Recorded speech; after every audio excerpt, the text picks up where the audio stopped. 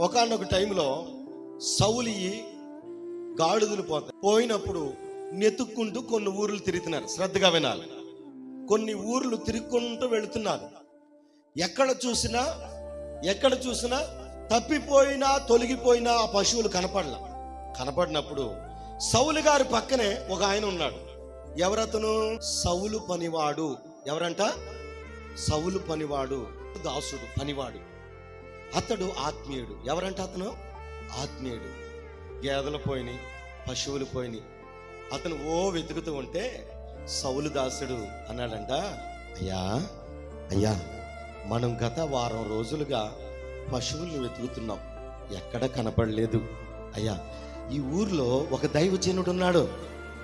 ఆ దైవజనుడి దగ్గరికి మనం వెళ్తే మన గర్ధపములు అంటే మన గాడిదలు, పశువులు ఎటుపోయినాయో ఆయన ప్రార్థన చేసి చెప్తాడయ్యా అన్నాడు. వెళ్దామయ్యా అంటే సౌలు వెంటనే ఏం చేశాడో తెలుసా? వెంటనే ఆ దాసుడు మాట విన్నాడు. పనోడు మాట నేను ఎందుకు వినాలి?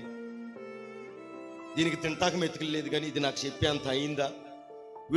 వీడికి తింటాకి బువ్వలేదు కానీ నాకు చెప్పే అంత తోడు అయ్యాడా అని అనలేదు.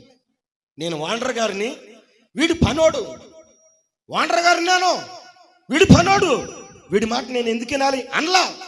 ఏం చేశాడంటే నడవండి వెళ్దామని చెప్పి, మరి దైవజనుడు ప్రార్థన చేశాక కానుక పెట్టడానికి ఏమన్నా ఉందా అయ్యా మన దగ్గర అంటే, ఒక తులము వెండి ఉంది, పట్టుకెళ్ళి ప్రార్థన అనంతరం ఆయనకి ఇద్దాము అన్నట్టు. నిజంగా దైవజనుడి దగ్గరికి సౌలు తన దాసుడు ఇద్దరు కలిసి వెళతారు. వెళ్ళినప్పుడు సమూయేలు ప్రవక్త సౌలును చూడంగానే ఇతడు దేవుడు ఎన్నుకున్నటువంటి వ్యక్తి అని గమనించి అతనిని ఆశీర్వదించి, వారి గాడిదలు ఎక్కడ పోయినాయో అవి ఎక్కడున్నాయో ఫలానా స్థలంలో ఉన్నాయని చెప్పాడు ఆయన. స్తోత్రం కలుగును గాక. ఆత్మీయులతో సహవాసం చేయాలి. ఎవరితో చేయాలి? మంచి వారితో చేయాలి. మంచి నడిపించే వారితో చేయాలి. మంచి విధానంలో మనల్ని బలపరిచే వారితో చేయాలి. హెచ్చరిక చేస్తారు కానీ వారి మన మేలు కోసమే చేస్తారు. ఎవరైనా కానీ మన క్షేమం కోసమే హెచ్చరిక చేస్తారు. నీవన్నా నేనన్నా ఎవరికైనా పగ అంటారా?